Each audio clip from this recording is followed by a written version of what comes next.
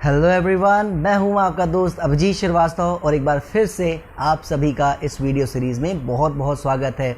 जैसा कि आप जानते हैं, आजकल एक बार फिर से मार्केट में पैनिक सिचुएशन हो गई है। कोई डॉलर इंडेक्स को इसका कारण बता रहा है, कोई कुछ बता रहा है। मार्केट से हम 200 पॉइंट्स नीचे हैं सिर्फ, लेकिन इसके बावजूद तरह तरह की बातें होनी शुरू हो गई हैं और उसमें बहुत हद तक सच्चाई भी है। चीज़ें हो रही हैं मार्केट में ग्लोबली, लेकिन उसका क्या इम्पैक्ट पड़ने वाला है अपनी मार्केट में, क्या रियली में कोई इम्पैक्ट पड़ चुका है। चलिए चल के चार्ट्स में चल के समझ लेते हैं कि क्या हो रहा है और क्या होने की संभावना नज़र आ रही है। ये आ गए हम लोग निफ्टी के चार्ट पर। अब आप देखिए, जो हम लोग बात कर गए थे लास्ट वीक कि अगर इसको कुछ भी अच्छा करना है, जो हम लोग एक्सपेक्ट कर रहे हैं कि आने वाले टाइम में 16,000 से 16,500 इन लेवल्स को टच कर सकता है, उसके लिए इसे पहले 15,900 से 950 का जोन ब्रेक करना पड़ेगा। अब हमने ये जोन क्यों दी थी, उसके लिए आपको हमारा प्रीवियस वीडियो चेक करना पड़ेगा। तो आप ये देख सकते हैं कि एग्जैक्टली 15,900 के ऊपर हाई लगाया, 901 का हाई है उस दिन का, और उसके बाद से आपको बेहतरीन करेक्शन देखने को मिल रही है। इसके अलावा मैंने मिड वीक में एक सपोर्ट एरिया भी आपको दिया था टेलीग्राम ग्रुप में अपने, कि 15,650 का जो ये एरिया है, अब इसे ब्रेक नहीं करना चाहिए, इसी के ऊपर काम करते चले जाना चाहिए। आपने देखा कि इंट्रा डे में उसने लो तो ज़बरदस्त लगाया, लेकिन उसके बाद शानदार रिकवरी दी और वापस 650 के ऊपर सस्टेन करता नज़र आ रहा है। तो इसको किस तरीके से अब हमें देखना चाहिए, तो देखिए, इस चीज़ को समझने के लिए हमें इसे 3 सिनेरियो में ब्रेक करना पड़ेगा, तभी हम इसको समझ पाएंगे यहाँ से ये क्या कर सकता है। मेरी नज़र में तो ये ऊपर जा रहा है, लेकिन क्या होगा अगर हम नहीं जाएगा, क्या होगा अगर वो हमारे जो सोच है उसके अगेंस्ट चलना शुरू कर देगा। हर तरह की सिचुएशन के लिए हमें हमेशा प्रिपेयर रहना चाहिए, राइट। चलिए देखते हैं यहाँ पे कौन से 3 सिनेरियोज बनते नज़र आ रहे हैं। हमारा जो फर्स्ट सिनेरियो है वो ये है कि मार्केट यहाँ पे जो लो लगा चुकी है 15,450 के आसपास, ये यहाँ पे लो लग चुका है और यहाँ पे बहुत थोड़ा सा टाइम जो ये बिताना चाहेगी यहाँ पे बिता के और आपको सीधा अपसाइड मारते हुए निकलती नज़र आएगी, और हमारे जो 16,500 के टारगेट एरिया हैं उनको भी जल्दी आपको टच करती नज़र आ सकती है। और इस केस में जब आप देखोगे तो स्टॉक स्पेसिफिक पे कोई फ़र्क नहीं पड़ेगा और यहाँ से सब अच्छी रैली अपनी अपसाइड को कंटिन्यू करते नज़र आएंगे। सारे इंडेक्सेस में जैसा हम एक्सपेक्ट कर रहे हैं वैसा ही मूव आपको आने वाले टाइम में देखने को मिल सकता है। इसके बाद जो हमारा सेकंड सिनेरियो होगा वो ये होगा कि यहाँ पे थोड़ा टाइम बिताने के बाद ये वापस एक नया लो मारेगा, जो 15,200-250 के आसपास काम करके आपको यहाँ से फिर एक टाइम बिताने के बाद फिर ऊपर आपको जाता नज़र आ सकता है। उस केस में भी हमारे टारगेट्स अचीव होंगे, लेकिन एक बहुत बड़ा टाइम बिताने के बाद वो करीब करीब हो सकता है 20 से लेकर 30 सेशन तक। जी हाँ, 20 से लेकर 30 सेशन का मतलब हो गया करीब करीब 1.5 मंथ, राइट। 40-45 डेज आप देखोगे यहीं पे ये काम करता नज़र आएगा। इसमें जो सबसे बड़ा इफेक्ट पड़ेगा वो पड़ेगा स्टॉक्स पे। जी हाँ, जो स्टॉक्स होंगे वो ज़्यादा करेक्ट करेंगे। यहाँ से 15-20-25% की करेक्शन आपको स्टॉक्स में देखने को मिलेगी और उस केस में वो अपनी करेक्शन कर लेंगे अच्छे से, उसके बाद अपने अप ट्रेंड को स्टार्ट करते नज़र आएंगे। और लास्ट में जो हमारा थर्ड सिनेरियो है वो एज़ यूजुअल हमेशा वर्स्ट केस सिनेरियो होता है। उसमें क्या होगा कि यहाँ पे मार्केट मारती ही चली जाएगी और हमें डाउन साइड के लेवल देखने को मिलते ही चले जाएंगे, यानी कि ये अपने आप में एक थोड़े बड़े टाइम फ्रेम के लिए नेक्स्ट 3 to 6 मंथ्स के लिए एक बड़ा टॉप लग जाएगा। जी हाँ, ये एक बड़ा टॉप लग जाएगा और मार्केट हैवी करेक्ट करेगी। इस केस में स्टॉक्स जो करेक्ट करेंगे वो 30 से लेकर 50% तक का करेक्ट कर सकते हैं, बहुत पॉसिबल है, राइट। ये थे ऑल 3 सिनेरियोज, और अब हमें ये देखना है कि हमारा किस में विश्वास है, हमारी कन्विक्शन किस में ज़्यादा है। उसको देखिए, समझने के लिए हमें बाकी सभी इंडेक्स के चार्ट देखने पड़ेंगे। सारे इंडेक्स के चार्ट जब हम देखेंगे उससे फिर एक कंक्लूजन निकालेंगे और लास्ट में फिर समरी में हम उसकी बात ज़रूर करेंगे। चलिए सबसे पहले बाकी सेक्टर्स के चार्ट्स देख लेते हैं। आ गए हम लोग सबसे पहले बैंक निफ्टी के चार्ट पर। अब आप देखिए, जो हम लोग करेक्शन की बात कर रहे थे, यहाँ पे भी आपको करेक्शन होती नज़र आ रही है, इसमें कोई डाउट नहीं है। लेकिन यहाँ पे लेवल्स अभी तक बखूबी यहाँ पे काम कर रहे हैं। इसके नीचे एक बार गया ज़रूर, आपने देखा वहाँ से वापसी आपको जाता नज़र आया, बट स्टिल जिसके पास है मेरी नज़र में उसको अब 33,400 का एरिया ही ट्रैक करना चाहिए, क्योंकि एक बार ब्रीच कर चुका है ये एरिया, बिल्कुल यहाँ पे दोबारा आ सकता है, कोई बड़ी प्रॉब्लम नहीं है। सो इसी नज़र से हमें देखना पड़ेगा।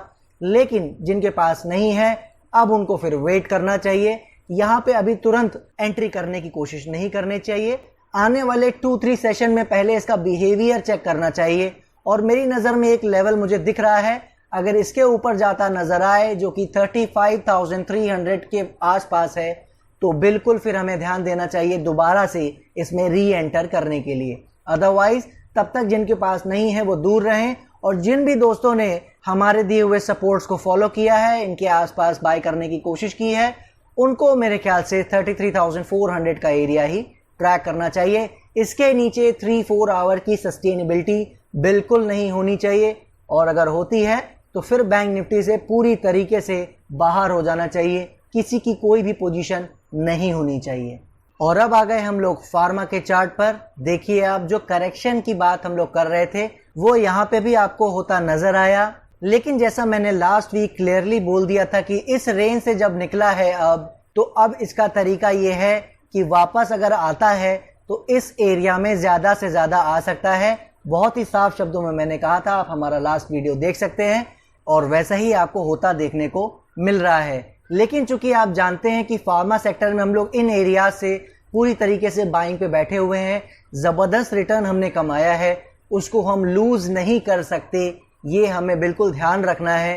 तो उसको ध्यान में रखते हुए अब मैं आपको ये बता दे रहा हूँ, यहाँ पे चेंज सपोर्ट का कोई नहीं है। 13,650 का जो एरिया है इसी को ट्रैक करना है, वो ज़्यादा दूर नहीं है, आप देख सकते हैं। लेकिन जो अब ये नीचे का एरिया मैंने आपको बताया था कि वर्स्ट के सिचुएशन में अगर आना चाहे तो आ सकता है, मैं उसको अब यहाँ पे हटा दे रहा हूँ, क्योंकि हमें अब उसको ट्रैक नहीं करना है। जिस तरीके से यहाँ निकाल के ले गया था, जिस तरह के सिचुएशन में इसने काम किया है, अब मैक्सिमम साइड ये आ सकता है तो 13,645 एरिया के आसपास।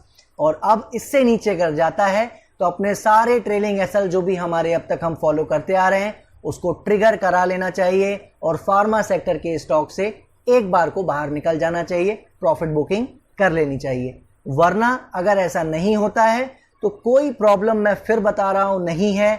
जो भी कुछ होगा इसके ऊपर ही होगा, और यहां से आपको बढ़िया एक अप ट्रेंड वापस से देखने को मिल सकता है। सो बिल्कुल बने रहिए, अभी तक कोई प्रॉब्लम नहीं है, सपोर्ट भी हमारे बहुत करीब है। इसी के साथ साथ आप लोग जानते हैं हम लोग केमिकल सेक्टर की भी बात करते हैं। केमिकल सेक्टर में आपने देखा जैसे सब में करेक्शन हुई, उसमें भी हमें देखने को मिली है, कोई ऐसा बड़ा डिफरेंस नहीं है। लेकिन जैसा मैं बताता आ रहा हूँ, स्ट्रिक्टली अपने स्टॉप लॉसेस को ट्रेल करते चलिए, प्रॉफिट उसमें भी बहुत अच्छा बना है। और जो स्टॉक्स अभी तक पूरी तरीके से नहीं चल सके हैं, जिन्होंने चलना शुरू किया है लास्ट 2-3 वीक्स में, बिल्कुल भी उन्हें अंडर एस्टिमेट मत कीजिए। उनमें अभी और चाल बची हुई है, और मेरी नज़र में तो सभी में कुछ ना कुछ चाल आनी बाकी है। केमिकल सेक्टर अभी और अच्छा परफॉर्म कर सकता है, लेकिन हम अपने पूरे प्रॉफिट को लूज नहीं कर सकते इस उम्मीद में, इसीलिए अपने स्टॉप लॉसेस को स्ट्रिक्टली ट्रेल करते रहें। मुझे पूरी उम्मीद है केमिकल सेक्टर में एक बार फिर अप ट्रेंड कंटिन्यू हो सकता है। सो ये आ गए हम लोग अब अपने सुपरस्टार सेक्टर निफ्टी मेटल के चार्ट पर। आपको याद होगा क्लियरली मैंने बात की थी कि ब्रेकआउट अभी तक नहीं हुआ है। सो अभी जो फ्रेश बाइंग की सोच रहे हैं उनको अभी इससे दूर रहना चाहिए। करेक्शन मोड में अभी भी ये चल रहा है। आपने देखा कि वो ब्रेकआउट नहीं हुआ, और मार्केट में जो करेक्शन हुई उसमें इसने भी पार्टिसिपेट किया, और आपने देखा कि ज़बरदस्त तरीके से हमारे सपोर्ट के आसपास ही आके रुक गया। सो अभी इसमें क्या करना है, देखिए दोस्तों, जैसा मैं आपको बताता आ रहा हूं कि हम लोग बहुत पीछे से इसमें अप ट्रेंड राइड करते आ रहे हैं, और बहुत बड़ा रिटर्न हमें इसमें देखने को मिला है। 80, 100% के रिटर्न देखने को मिले हैं। तो अब हम उस लेवल की जो प्रॉफिट्स हैं उनको पूरी तरह खो नहीं सकते। ऊपर से ऑलरेडी एक लेवल की करेक्शन हो चुकी है, जिसको हम लोग बेयर कर रहे हैं कि यहाँ से शायद और अच्छा ट्रेंड देखने को मिले। इसीलिए ये एरिया अब मैं पूरी तरीके से हटा दे रहा हूँ, और आपको इसी एरिया को अब ट्रैक करना है। अगर इसके नीचे 3-4 आवर्स की सस्टेनेबिलिटी आपको नज़र आती है, बिल्कुल एक बार को अपने मेटल सेक्टर के स्टॉक से निकल जाना चाहिए। इन्वेस्टर्स की बात यहाँ नहीं हो रही है, ये बात ध्यान रखिएगा। ट्रेडर्स के पास यहाँ उस केस में फिर कोई पोजीशन नहीं होनी चाहिए, वरना आप जैसा देख रहे हैं सपोर्ट ऑलरेडी ले गया है। बहुत जल्दी हम वापस से इसको ऊपर जाता हुआ देख सकते हैं, कोई बड़ा सरप्राइज हमें नहीं होना चाहिए। सो फिलहाल बने रहिए, अभी तक निफ्टी मेटल में कोई प्रॉब्लम नहीं है। और अब आ गए हम लोग अपने another star chart energy sector पर। अब आप देखिए, जो हम लोग यहाँ से राइड करते आ रहे हैं ट्रेंड को, बेहतरीन तरीके से हमें प्रॉफिट मिला, और करेक्शन की जो बात हम लोग कर रहे थे वो भी इसने पार्टिसिपेट किया है। कोई प्रॉब्लम अभी तक इसमें भी नहीं आई है, और जैसा मैं सजेस्ट करता आ रहा हूँ, फ्रेश बायर्स को इससे दूर रहना चाहिए। बाकी अदर सेक्टर्स की तरह इसमें भी अब हमें ज़्यादा डीपर करेक्शन तक का वेट करने की ज़रूरत नहीं है। हमारा जो ये एरिया है 16,300 का लेवल, यही हमारे लिए मोर देन इनफ होगा, और इसके नीचे 3-4 आवर्स की सस्टेनेबिलिटी करते ही हम अपने एनर्जी सेक्टर से भी एक बार को ट्रेडिंग पोजीशन के लिए बाहर हो जाएंगे, और फिर बाद में रीएनालाइज करेंगे क्या हो सकता है। सो फिलहाल जैसा आप देख रहे हैं, किसी तरह की कोई प्रॉब्लम नहीं है, बने रहिए।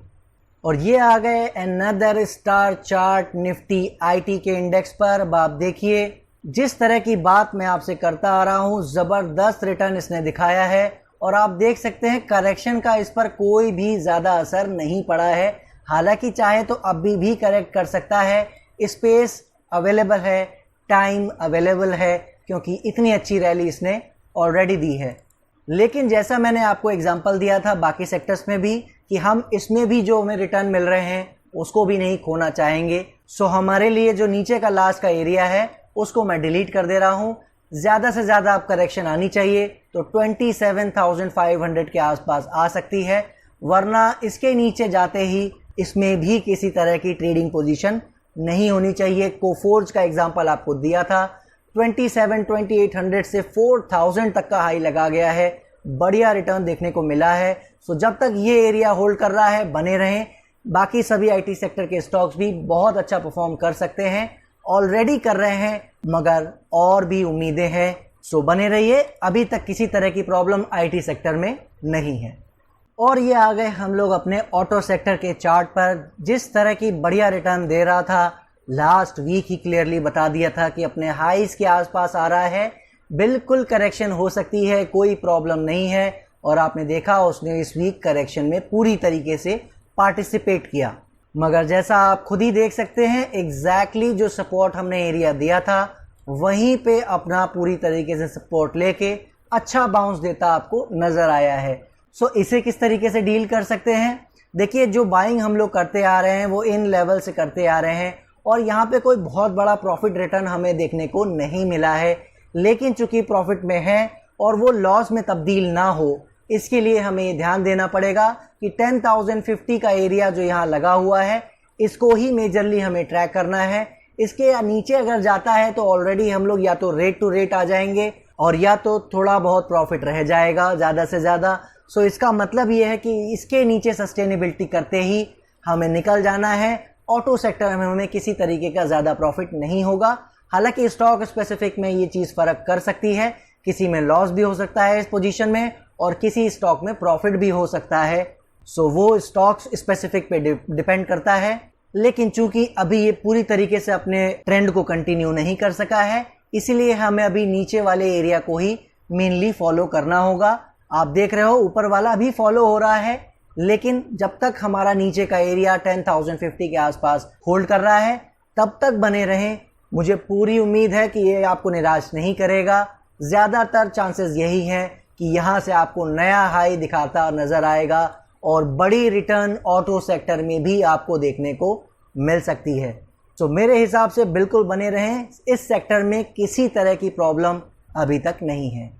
और आ गए अब हम लोग अपने एक और स्टार चार्ट FMCG पर, और आप देख सकते हैं इस पर किसी तरह की शिकन नहीं है, किसी तरह के करेक्शन का इम्पैक्ट भी नहीं पड़ा है। और जो हम लोग बात यहाँ से करते आ रहे हैं कि ये ऊपर ही जा रहा है, हर लेवल पे हम लोग बात करते आ रहे हैं, थोड़ा सा स्लो रहा है लेकिन ऊपर ही खिसकता चला जा रहा है। गोदरेज सीपी का एक मैंने एग्जांपल भी आपको दिया था, 30% का रिटर्न उसमें दिया है। आप इमेजिन कर सकते हो स्मॉल कैप और मिड कैप में क्या हुआ है। सो यहाँ तो आप देख ही रहे हो किसी तरह की प्रॉब्लम नहीं है, बट स्टिल मैं ये कहना चाहूँगा कि अगर करेक्शन करता है तो घबराने की ज़रूरत नहीं है। थोड़ा बहुत करेक्शन ये भी कर सकता है, लेकिन अब इसमें हम अपना प्रॉफिट लूज़ नहीं कर सकते, इसीलिए मैं नीचे वाला लेवल डिलीट कर रहा हूँ इसमें भी। और अब आपको 34,990 का एरिया ही ट्रैक करना है। जी हाँ, अब इसके नीचे 3-4 आवर की सस्टेनेबिलिटी नहीं होनी चाहिए। सो तब तक बने रहिए, कोई प्रॉब्लम एफएमसीजी में भी नहीं है। और फाइनली आ गए हम लोग अपने पीएसयू बैंक के चार्ट पर। याद होगा आपको, हम लोग क्लियरली बात कर गए थे कि ब्रेकआउट का कैरेक्टर अवेलेबल नहीं है, मगर जो भी कंफर्मेशन बाइंग करना चाहते हैं एज ए रिस्की प्लेयर, उनको फिर यहाँ पे ट्राई करना चाहिए। ध्यान ये देना होगा कि इस एरिया के नीचे 3-4 आवर की सस्टेनेबिलिटी नहीं होनी चाहिए, इसके नीचे सस्टेन नहीं करना चाहिए। आपने देखा कि बहुत अच्छे तरीके से करेक्ट किया और 3-4 आवर की सस्टेनेबिलिटी भले ना हो सकी हो, मगर वोलेटिलिटी इतनी ज़्यादा रही कि वो काफ़ी नीचे तक हो आया। तो मैं ये मान के चल रहा हूँ कि सस्टेनेबिलिटी ना होने के बावजूद भी स्टॉप लॉस हो गया होगा। सो अब इसमें क्या करना चाहिए? देखिए, प्लान वही है जो मैंने उस वक्त बाय देते हुए बोला था कि अगर यहीं से चल जाता है तो वेल एंड गुड, अगर नहीं चलता है, ब्रेक कर जाता है, तो एक बार फिर वेट करें और देखें ये नीचे किस तरह किस एरिया में लो लगा रहा है। सो इसीलिए अब हमें इसमें क्या करना है? देखिए, जैसा मैंने उस वक्त भी कहा था कि करेक्शन आ जाएगी तो हमारे लिए बहुत ही आसानी हो जाएगी इसको पकड़ने में, इसको ट्रैक करने में। सो अब हमारे लिए इतना आसान हो गया है, इससे आप खुद समझ सकते हैं इस लाइन को देखकर। ये रेजिस्टेंस एरिया अब हमारे लिए बन गया है पक्का कंफर्मेशन बाइंग का जोन।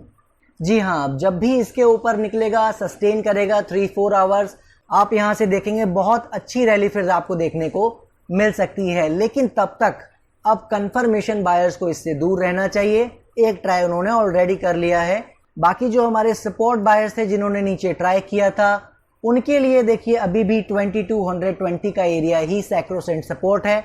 यहाँ पे भी वही चीज़ लागू होगी, या तो थोड़ा बहुत प्रॉफिट रह जाएगा या हम एट पार निकल जाएंगे। इसमें कोई बड़ा प्रॉफिट हमें देखने को नहीं मिलेगा उस केस में, राइट। लेकिन हमें ये ध्यान देना है कि अगर ये यहीं से संभाल के ऊपर ले गया तो बहुत बड़ा रिटर्न हमारा इंतज़ार कर रहा है। इसलिए इस सेक्टर से हम अभी प्रॉफिट की उम्मीद ना करें, जो भी मिल रहा है उसको एक बार हमें दांव पे लगाना ही चाहिए। सो जिन्होंने भी नीचे बाय किया है वो बने रहें, कंफर्मेशन वाले बायर्स अभी वेट कर सकते हैं इस ब्रेकआउट का। सो ये देख लिए आपने सारे चार्ट्स, हमने सभी की एनालिसिस कर ली है। जल्दी से इसको समराइज कर देते हैं। देखिए, निफ्टी में आज हमने बात की है टोटल 3 सिनेरियोज़ की। हमने पास्ट में भी इस तरीके की बातें की हैं कि जब ऐसी कोई कंफ्यूजिंग स्टेट आती है मार्केट में, जहां थोड़ा सा समझना पड़ता है कि क्या हो सकता है, क्या लग रहा है, उस समय हमें सिचुएशन सारी निकालनी पड़ती हैं, सारे सिनेरियोज़ को सामने रखना पड़ता है और देखना पड़ता है कि फिर कौन सी चीज़ होने की संभावना ज़्यादा है और कौन से सिनेरियो में जाने की संभावना कम है। सो जैसे मैंने आपको आज 3 सिनेरियोज़ बताए, सबसे पहले शुरुआत करूंगा सिनेरियो 3 से, जिसकी संभावना ओनली 1% है। जो मैं हमेशा बोलता हूं कि कभी कुछ भी हो सकता है, वैसे तो कभी 9/11 जैसा अटैक भी हो सकता है, कभी कुछ भी हो सकता है। उस तरह की सिचुएशन के लिए ही वो 1% है और उतनी ही प्रोबेबिलिटी आज उस लेवल की है कि वो टॉप बड़ा लगने वाला है, राइट। क्योंकि देखिए, मेरा मानना ये है कि जब भी वो टॉप लगेगा उसके कुछ ना कुछ सिम्टम चार्ट्स पे आएंगे, मार्केट पे आएगा। मैं बिल्कुल गलत हो सकता हूँ, कोई कभी भी गलत हो सकता है, इतना राइट तो मेरे पास है। लेकिन आज के सिनेरियोज़ को देखकर जितना भी मैंने देखा ग्लोबली, जैसा मैंने देखा कि ग्लोबल इंडाइसेस फॉल कर रहे हैं, डॉलर इंडेक्स का भी जो इशू लोग उठा रहे हैं मार्केट में वो भी जेन्युइन है, राइज आ रहा है। इन सभी के कारण होने के बावजूद मैं ये यहाँ पे कहने लायक हूँ कि अभी वो टॉप नहीं लग रहा है, अभी हम ऊपर जा रहे हैं। सो सबसे पहले मैं यहाँ उन लोगों की चिंता दूर करना चाहूँगा जो इन्वेस्टर कैटेगरी के हैं, इन्वेस्टमेंट कर रखा है 2-3 ईयर्स के लिए, उनको अभी घबराने की ज़रूरत नहीं है। किसी भी तरह की प्रॉब्लम इस मार्केट में अभी तक नहीं है। एक चीज़ मैं आपको यहाँ बहुत एक क्लियर करना चाहूँगा, जो कई लोगों के मतलब दिमाग में मिथ एक रहता है कि डॉलर इंडेक्स हो या ग्लोबल इंडाइसेस हो, अगर उनमें किसी तरह की बड़ी मूव आती है तो हमारी मार्केट पे भी बड़ा इफेक्ट पड़ सकता है। बिल्कुल इफेक्ट पड़ता है देखिए, लेकिन ये याद रखिए हर एक चार्ट की, हर एक मार्केट की अपनी अलग कहानी है। थोड़ा बहुत इम्पैक्ट ज़रूर पड़ता है, लेकिन एकदम रेप्लिका हो जाए ऐसा नहीं होता है। सो इसीलिए मैंने आपसे कहा कि इन्वेस्टर्स को तो घबराने की ज़रूरत नहीं है। अब आती है ट्रेडिंग पॉइंट ऑफ व्यू से कि जो डॉलर इंडेक्स का और कमोडिटीज़ का और ग्लोबल इंडेक्सेस के जो फॉल हैं उनका क्या इम्पैक्ट हमारी मार्केट पे पड़ सकता है। देखिए, जो मैं अभी तक चार्ट देख पा रहा हूँ वो सारे ये इंडिकेट कर रहे हैं कि करेक्शन चल रहा है और आगे बढ़ सकता है, राइट, जिसकी बात हम पहले से करते आ रहे हैं। यहाँ पे ना हमने यहाँ डॉलर इंडेक्स देखा, ना कमोडिटी देखी, ना ग्लोबल इंडेक्सेस की कभी बात की। हमने चार्ट पे पहले ही अपने इंडेक्स पे दिखा दिया था कि 15,900 950 का जोन जब तक ब्रेक नहीं करेगा हम नहीं मानेंगे अब ये ऊपर जा रहा है। एक करेक्शन ड्यू हो गई है, वो आ सकती है। अब सवाल ये उठता है वो किस लेवल की करेक्शन आ सकती है। देखिए, अगर मैं ये कहूँ कि बहुत इजी है ये बताना कि क्या हो सकता है, तो इतना इजी नहीं है। जो 2 सिनेरियोज़ हैं उनमें थोड़ी सी कन्फ्यूजन है, क्योंकि देखिए करेक्शन हो रही है और होने की संभावना है, ये पता है। टॉप नहीं लग रहा है, ये पता है, लेकिन करेक्शन 5-7 सेशन की और बची है या 20-30 सेशन वाली करेक्शन होने वाली है, इसका देखिए आज क्लैरिफिकेशन दे पाना मुश्किल है। फिर भी मैं अगर उसको चार्ट्स पे चल के जो हमने देखे इंडेक्सेस सारे एनालाइज किए वो क्या इंडिकेट कर रहे हैं, उनके हिसाब से भी अगर मैं यहाँ बात करने की कोशिश करूँ तो वो भी यही सजेस्ट कर रहे हैं कि जो हमारा फर्स्ट सिनेरियो है, जो बेस्ट केस सिनेरियो है, वो ही काम करने वाला है। यानी कि 4-5-7 सेशन ज़्यादा से ज़्यादा जो नया हमारा मंथ स्टार्ट होने वाला है जुलाई का, उसके पहले 2nd-3rd सेशन तक ये यहाँ पे करेक्शन कर सकता है। वरना उसके पहले पहले आप देखोगे अब ट्रेंड स्टार्ट आपको दोबारा से होता नज़र आ सकता है। सो अगर मार्केट में कंफ्यूजन है कि कौन से टाइप की करेक्शन होने वाली है, छोटी वाली या बड़ी वाली, उसको कैसे समझें, तो उसका मैंने बहुत सिंपल तरीका आपको चार्ट पे ही दिखा दिया। 15,450 का जो लो लगा गया है अब उसके आसपास, उसके नीचे 2-3 आवर्स की अगर आप सस्टेनेबिलिटी देखें, बिल्कुल समझ लें कि ये करेक्शन का साइज़ कहीं बड़ा करने जा रहा है। बिल्कुल ये समझ लें, फिर आपको यहाँ से 20-30 सेशन और एक करेक्शन देखने को मिल सकती है। और उस केस में मैंने आपको पहले ही बता रखा है कि स्टॉक्स जो है वो बहुत गिरेंगे, अच्छे से गिरेंगे और अच्छी करेक्शन हेल्दी होगी, उसके बाद वो टर्न अराउंड होगा और हम अपने नए हाइस की ओर आगे बढ़ सकेंगे, राइट। लेकिन जब तक ऐसा नहीं होता है, बिल्कुल नहीं मानना है कि वो बड़ी करेक्शन होने जा रही है, क्योंकि करेक्शन ड्यू है ये हम सब जान रहे हैं, लेकिन वो बड़ी है या छोटी वो हमारे लेवल हमें बताने वाले हैं। सो बस आप ये ध्यान रखिए कि वो लेवल ना ब्रेक हो। यहाँ पे टाइम बिता रहा है, कोई प्रॉब्लम नहीं है, बिताने दीजिए। और जैसे ही अब हाई कटेगा आपको पूरी कंफर्मेशन हो जाएगी कि ये अब 16,500 नहीं 17,000 की साइड भी जा सकता है। जी हाँ, मैंने आपको चार्ट्स पे नहीं बताया, यहाँ आपको बता रहा हूँ कि 16,500 के ऊपर भी अब ये बहुत इजीली जा सकता है। शायद वहाँ ना रुके, 16,800 या 17,000 की रेंज में भी अब ये जा सकता है। सो अब आप समझ सकते हैं कि ज़्यादा दूर नहीं है सपोर्ट्स। कोई भी गड़बड़ होगी आपको सबसे पहले पता लगेगा कि वो करेक्शन का साइज़ अगर बड़ा होने जा रहा है या नहीं, राइट। सो इसीलिए बस वन लाइन में दोबारा से बोलना चाहूँगा, 15,450 का एरिया आपको ध्यान देना है। 2-3 आवर्स की सस्टेनेबिलिटी उसके नीचे नहीं होनी चाहिए। और इसके साथ एक चीज़ और ध्यान रखिएगा, जो मैं 2-3 आवर्स की सस्टेनेबिलिटी बोल रहा हूँ 450 के नीचे, वो इनडिसाइसिव कैंडल्स नहीं होनी चाहिए, डोजीज नहीं बनने चाहिए टेक्निकल टर्म में। और जो भी हमारे दोस्त टेक्निकल नहीं जानते हैं उनको मैं ये बता दे रहा हूँ कि वो परेशान ना हो। टेलीग्राम ग्रुप पे हम वहाँ बात करते रहेंगे। किसी भी तरीके का साइन मिलेगा मुझे कि ये करेक्शन का साइज़ बड़ा होने जा रहा है, आप लोगों को सबसे पहले पता लग जाएगा। So don't worry about it, हम लोग उसकी बात अपने टेलीग्राम ग्रुप एंड चैनल पे ज़रूर करेंगे। रही बात सेक्टर्स की, तो आप देख रहे हैं सारे सेक्टर अच्छे से परफॉर्म कर रहे हैं। करेक्शन जो आया मार्केट में वो सब में आया, उससे कोई बड़ा फ़र्क नहीं पड़ा। सब अपने सपोर्ट्स के ऊपर बहुत अच्छे से काम कर रहे हैं।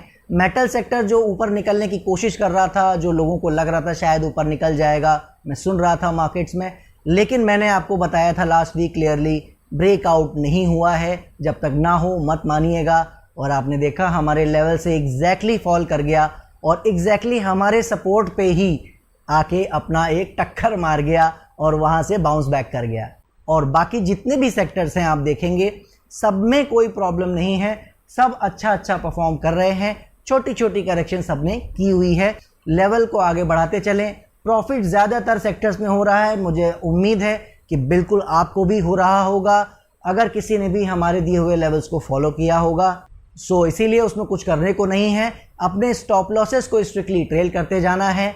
इन्वेस्टर्स के लिए मैंने वैसे ही बता दिया है, कोई प्रॉब्लम नहीं है, वो बने रहें। सो बिल्कुल बस अपने स्टॉक स्पेसिफिक पे ध्यान दें और उनके हिसाब से अपने ट्रेंड को राइड करते रहें, स्टॉप लॉस ट्रेल करते रहें। अगर किसी स्टॉक में ये जानना है कि शॉर्ट टर्म में जो ये ट्रेंड चल रहा है, अब ट्रेंड इसको किन लेवल्स के दम पर किस स्टॉक में राइड किया जा सकता है या किन लेवल्स के दम पर लॉन्ग टर्म में अपने स्टॉक्स को राइड किया जा सकता है, ये सारी इन्फॉर्मेशन अपने हम टेलीग्राम ग्रुप एंड चैनल में देते हैं। आप वो ज्वाइन कर सकते हैं, डिस्क्रिप्शन बॉक्स में लिंक्स दिए हुए हैं। सो आशा करता हूँ मैं आपको अपनी बात समझा पाया हूँगा। सिनेरियोज देने की वजह क्या थी वो आपको बता पाया हूँगा। क्या ग्लोबली चल रही है चीज़ें, उनको कैसे हमें लेना चाहिए वो आपको समझा पाया हूँगा। अगर आपको वीडियो पसंद आया हो प्लीज़ इसे लाइक कीजिए, दूसरों से शेयर कीजिए और सब्सक्राइब का बटन अगर आपने अभी तक नहीं दबाया है तो उसको दबाना मत भूलिएगा। सो इसी के साथ अपनी बात को समाप्त करता हूँ। मार्केट में कोई प्रॉब्लम नहीं है, ये ध्यान रखिएगा। टारगेट मैंने और रिवाइज कर दिए हैं आज, वो आपको बता दिया है। कोई प्रॉब्लम नहीं है, बस हमें ये समझना है कि अगर कुछ गड़बड़ होती दिखे तो उसके हिसाब से अपनी पोजीशन को डील करना है। करेक्शन ही होगा, वो मैं आपको बता चुका हूँ। हाइज अभी ऑल टाइम लगने बाकी हैं इस साल, कोई प्रॉब्लम नहीं है। सो अभी तक बने रहिए, कुछ भी बदलेगा हमें भी बदलना है, आपको भी बदल जाना चाहिए। चलता हूँ, नेक्स्ट वीक फिर मिलेंगे, तब तक के लिए जय हिंद।